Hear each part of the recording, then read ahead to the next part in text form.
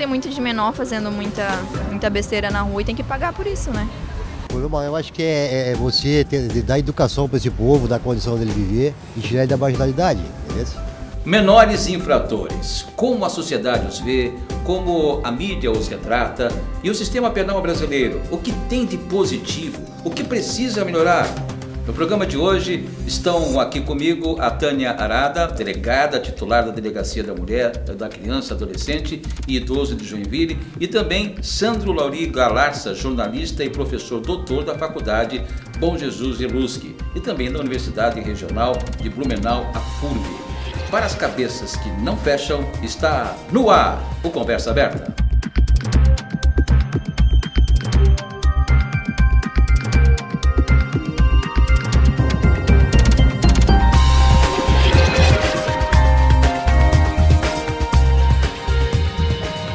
De costas, com tarjas e nomes ocultados.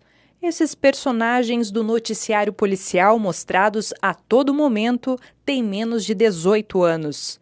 Embora apareçam o tempo todo na sua TV, jovens cometeram apenas 7% dos crimes registrados em Joinville no primeiro trimestre de 2015. Mesmo assim, os debates sobre a redução da maioridade penal ganharam as ruas e o Congresso Nacional. Nas redes sociais, demonstrações de ódio e do medo da violência. O país não sabe como lidar com a violência dos jovens, nem com os próprios jovens. Quem são e como são retratados na imprensa de Joinville? São perguntas que não podemos deixar de fazer. Boa noite a todos que nos assistem. Queria agradecer muito a presença da doutora, do Sandro, enfim, muito obrigado pela presença de vocês aqui hoje. Qual é o perfil comum dos jovens infratores aqui no Brasil hoje? Olha, vou restringir a pergunta para Joinville, né? O perfil, o que eu noto são jovens, via de regra, sem perspectiva, sem uma perspectiva positiva de futuro e vindo de uma família desestruturada. Então, não é raro que os adolescentes infratores que passam pela DPCAM venham de uma família já com histórico criminal, né? O adolescente que é apreendido muitas vezes já está com o pai preso, quando sabe quem é o pai. Sabe?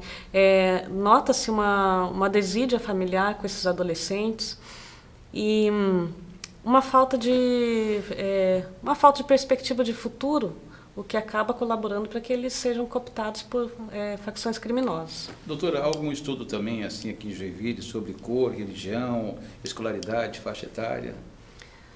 Olha, a faixa etária já passam por nós dos 12 aos 17, tá? Posso dizer que há uma frequência maior em torno dos 16 anos. O de 12, que eu me recordo agora de um, mas infelizmente eles começam bem cedo. Não há um perfil racial, né? Eu noto que são adolescentes de diversas etnias, né? Notam um padrão socioeconômico, isso sim. Professor, sua experiência como jornalista aí, como é que o senhor vê também essa questão do aumento, né? E até hoje a sociedade luta, um assunto que nós vamos abordar um pouco mais lá na frente, sobre a redução da maioridade penal. A gente tem que entender, em primeiro lugar, que essa discussão é uma discussão muito mais ampla do que simplesmente baixar a idade penal, né? Reduzir a idade penal. É uma discussão social, uma discussão sociocultural que passa por educação, passa por lazer, passa por cultura, passa por uma série de outras questões, que não somente punição, né?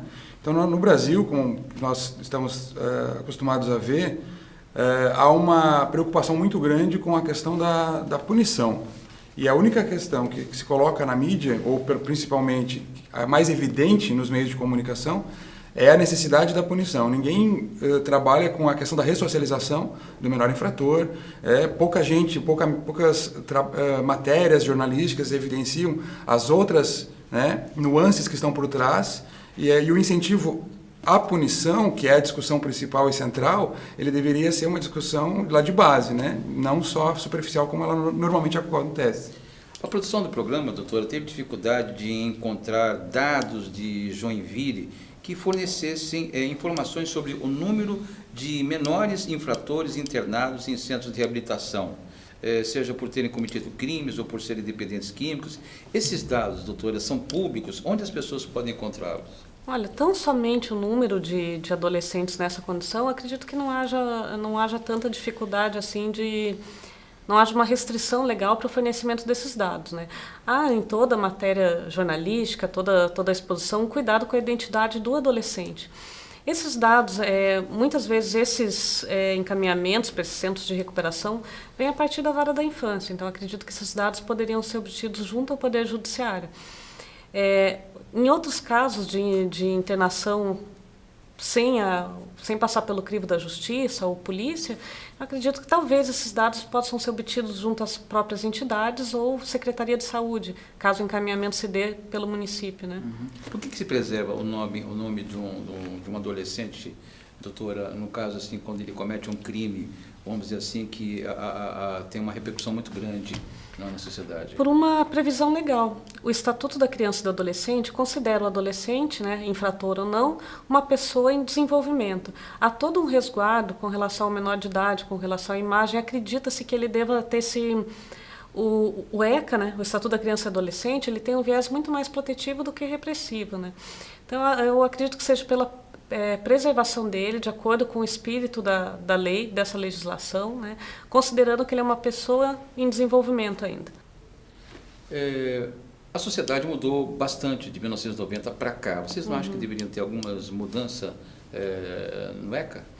Eu acredito que sim, porque, na verdade, o ECA é de 1990, né, veio logo após a Constituição de 88, que por sua vez veio logo após um período repressivo, né, um período ditatorial no Brasil.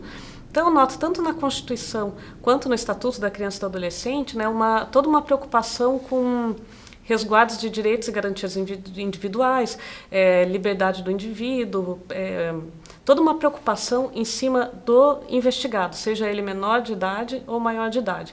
Atribuo isso a um trauma, né, do período imediatamente antecedente da ditadura. E o ECA, de 1990 para cá, nós já tivemos um bom tempo para verificar a sua eficácia ou não. Eu entendo que hoje caberia, sim, algumas modificações. Muito bem. Professor, crimes como o que ocorreu há um tempo atrás e realmente chocou aqui a sociedade de joinvilense, de um jovem que foi decapitado no bairro Jardim Paraíso, sempre impressionaram, causam medo, revolta. O que vocês, o especial professor, acha como a mídia aborda esse tipo de notícia? É de uma forma humanizada ou acentua nas pessoas o sentimento de medo? A linguagem da mídia... Eu vou fazer uma pergunta para o senhor, sendo que é bem minha área, né? A linguagem da mídia é uma linguagem simbólica, né? Uma linguagem de representação. Não dá para a gente trazer para dentro da televisão, vamos chamar de televisão porque é a mídia de massa que o Brasil tem, não dá para trazer para a mídia de massa ou para a televisão a realidade que acontece nas ruas. Isso é uma ingenuidade. A gente dizer que uma matéria seja de qualquer assunto, principalmente segurança, representa a realidade do Brasil é uma ingenuidade muito grande. Então, o que a mídia faz? A mídia escolhe símbolos, né? Então, simbolicamente, ela representa o que está acontecendo nas ruas. Então, ela precisa entrevistar alguém, ela precisa de um caso, ela precisa de um delegado para dar entrevista, ela vai representar a realidade. E por até uma cultura nacional de gostar ou de se interessar pela violência extrema, a mídia acaba acentuando essas representações de violência.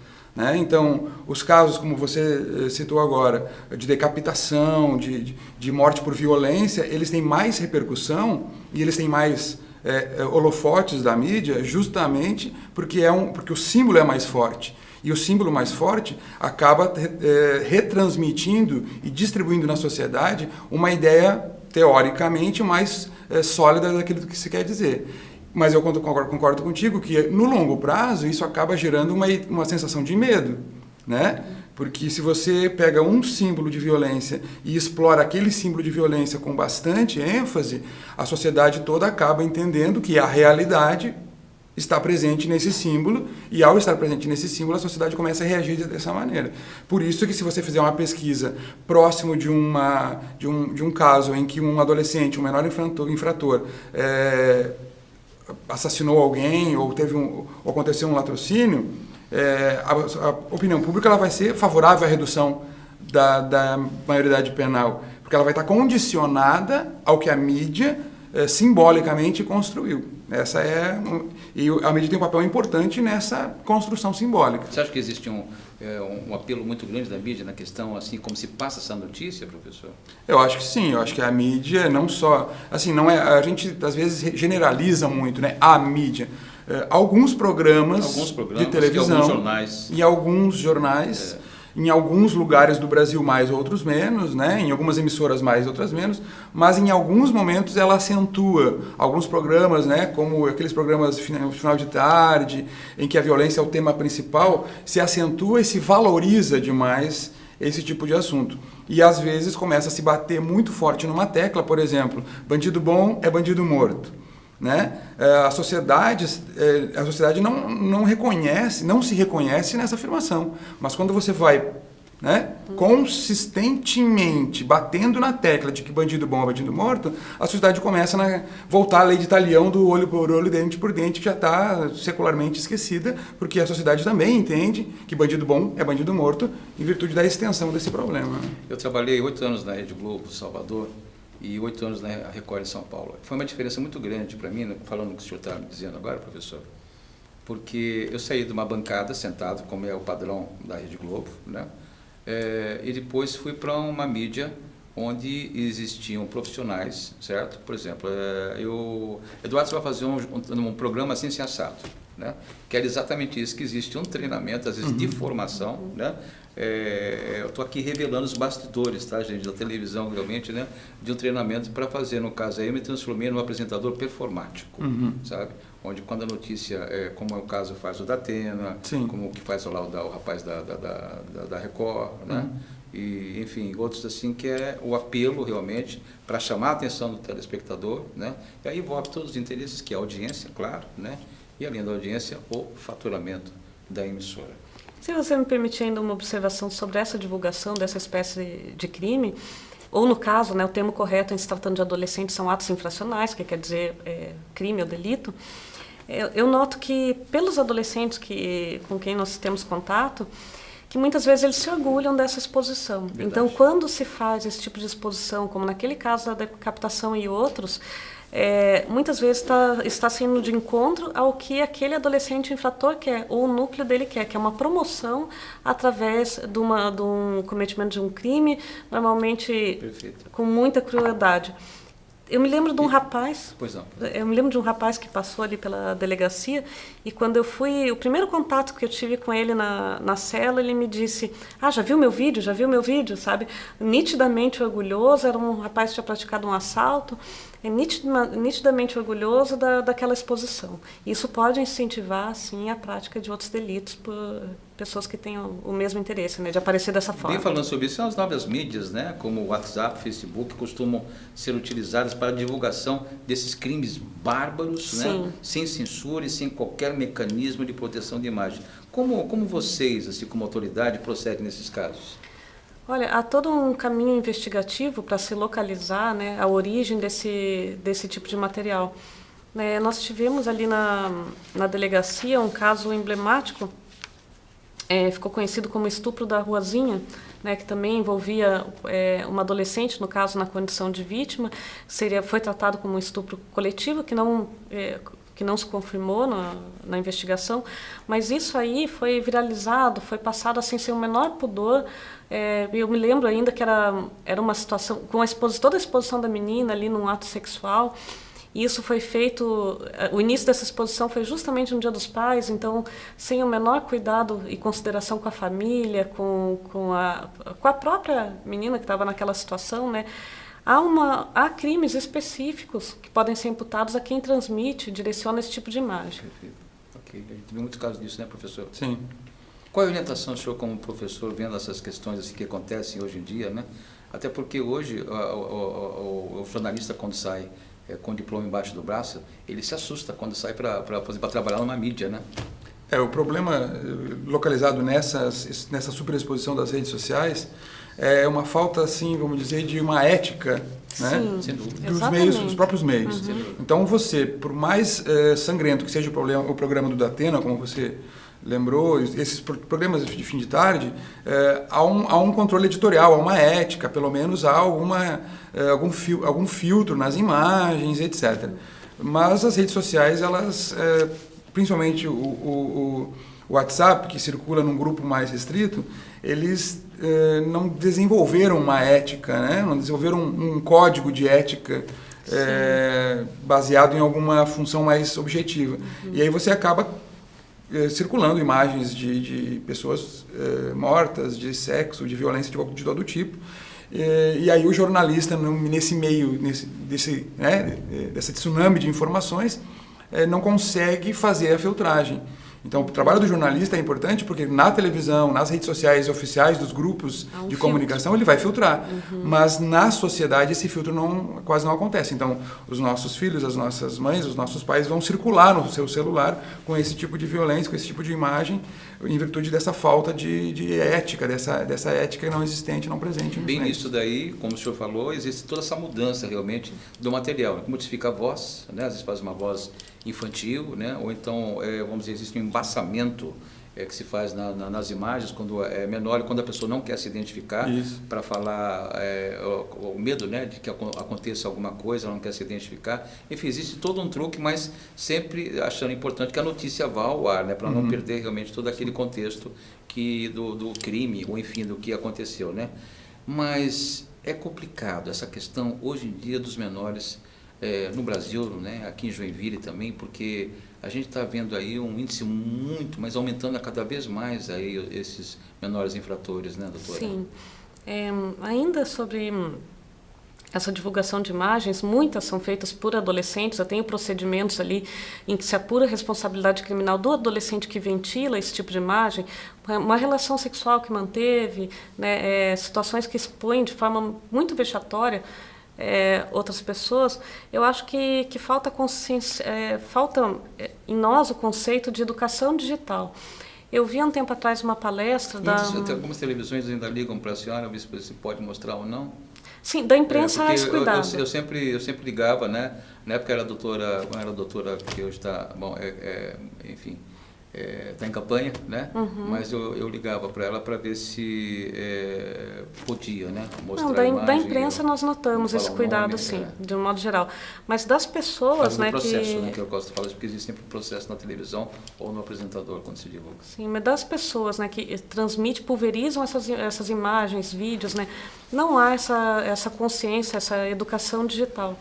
Eu lembro de ter visto uma palestra, uma pessoa coordenadora de um instituto, o Instituto START, que até está fazendo um abaixo-assinado para se incluir nas escolas a disciplina de educação digital, ela mencionando o seguinte exemplo.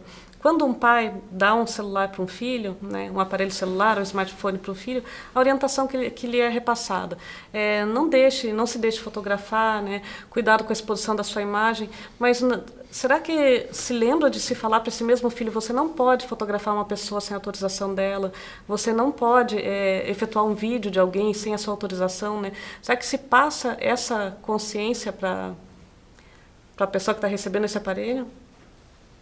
Pois realmente tem que tomar essa consciência. Os pais têm que conversar muito, né, com o filho nessa questão, porque a gente vê quando os filhos têm um comportamento dentro de casa, na rua, né, passam a ter outro tipo de comportamento e muitos pais acabam se assustando.